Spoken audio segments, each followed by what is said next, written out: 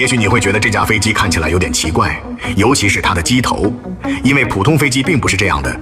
但这是世界上第一架超音速客机——协和式飞机。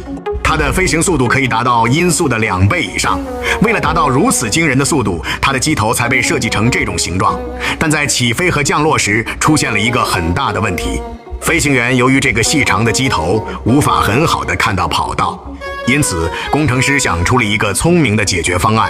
他们增加了一种装置，可以让机头上下移动，这样在起飞或降落时，机头会向下倾斜，方便飞行员清晰地观察。而当飞机重新进入空中，机头则会抬起，以适应高速飞行。